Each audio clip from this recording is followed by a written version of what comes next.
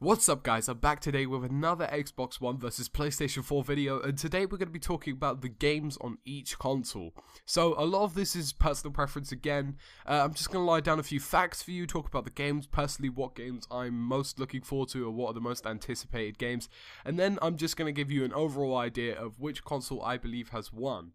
So to kick it off, we're going to start talking about the PlayStation 4 and what it has to offer in next gen. Now, the PlayStation 4 has always kept keen to its true franchises. I mean, we have to look at, for example, Uncharted was an incredible franchise. Killzone is considered by many a good franchise. Not exactly much of a fan myself, but it's always got these key providers of games, so they've always got these studios that are always there for them. Naughty Dog has massive success with The Last of Us recently, so Naughty Dog is a real bonus for them to have on their side. Now, just by buying a PlayStation 4 as well as a PlayStation Plus subscription, you're entitled to, I believe, is up to 6 or 7 games roughly. This includes DC Universe Online, Warframe, Don't Starve, Drive Club. I do believe you get, obviously you get PlanetSide 2 as well, you get Outlast. So a lot of the recent indie games that are really big on PC are going to be free, as well as a lot of the free-to-play games as well that are out there. The Xbox One has got Warframe eventually. It is also announced that it will possibly be getting Warface on Xbox One. It is on Xbox 360 as of 2014. So a lot of free-to-play games are bouncing about the new systems, which is great news. Free-to-play is something that is widely ignored in the console category, mostly down to the fact that it was more difficult to do microtransactions, so in-game transactions to purchase stuff. So that's generally what makes free-to-play games profitable for companies. So now that microtransactions have become more evident in games, I mean, you only have to look at, for example, Dead Space 3. Companies are starting to weigh in with these new free-to-play games, although some of them are obviously not new. PlanetSide 2 is well, it's not exactly an old game, but it's not anything recent, but it's still a fantastic game to have. So when we start talking about exclusives, we have an interesting sort of lineup for both consoles. Now, the PlayStation 4, I believe, has a bit more of new IP, so more new IPs and more diversity. However, I feel as though the Xbox One is kind of building up on what it already has, as well as adding some new IPs. So an example of this would be The Order 1866. Now, The Order 1866 is looking like a very interesting title. It's set in 1866, except you have futuristic weapons and you're going hunting for something. So, something's going to be attacking you, or at least that's what was revealed in the trailer. And it looks really good. So a new IP there that looks, like a fantastic franchise. We also have Knack, the type of game that I most likely wouldn't be interested in myself, but it does look very interesting as well. Drive Club, it's 50-50 there. I mean, it could just be, another cheap Gran Turismo. We'll see where that goes. And obviously you have games such as Outlast, which is a fantastic horror game which is coming out soon. So the PlayStation 4 has a really strong lineup. Now, obviously what I loved about the PlayStation 4 is that they didn't do it the way I expected them to do. So I thought they were just going to give everybody a system and be like, here, have it. Whereas they actually explained in detail how they actually went to the developers first for, what they wanted out of the console. So they went to a developer and said, what do you guys want to achieve from the console? What do you want to see?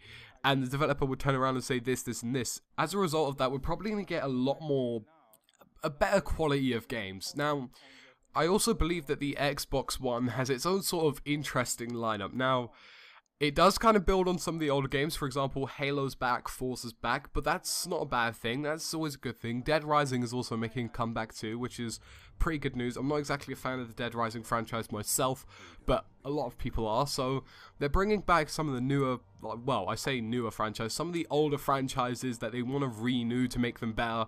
Obviously, they're going to get a big advantage being on the next-gen system, doing things that they probably couldn't do before. We also have, for example, Project Spark. Now, it seems childish, but this is a game I'm actually kind of interested in. It's like a Little Big Planet, but it's not a Little Big Planet. It's a very interesting take on their kind of open world environment thing. It looks really good. It looks like the type of game that could actually get somewhere if people purchase it. That's a 50-50 thing though. I probably will get it myself just because I'm taking quite a lot of interest to it. But then we start moving to games that could be the turning point. For example, Titanfall. Now, Titanfall is looking to be one of the best games to come out this year, well, / next year, depends really. Titanfall is what I'd personally call a masterpiece from what I've seen so far. Now, it doesn't have single player, but that's not a problem because it prides itself around single player missions using a multiplayer aspect, which makes it just, you know, it makes it an incredible game. And I think it will be one that it's the type of game that can really make the turning point of the console war. So, oh, Titanfall's an Xbox exclusive. Crap. Oh, The Last of Us was a PlayStation 3 exclusive. Crap. So as you can see, both the Xbox One and PlayStation 4 have great lineups themselves, some of them building on newer stuff, some of them renewing the older stuff. But what I'd actually like to talk about is how games are made, really. So how is a game constructed? And I believe this is going to be quite a turning point for next gen. Now, there's either two ways to do a game. Like, this is how developers will, obviously, after you build the game, there's two ways to do it. You either design it around PC and port it to a console, or you design it around a console and port it to a PC. Now, this generation is probably going to lack in some areas due to the fact that it's been made for a console and then ported to a PC.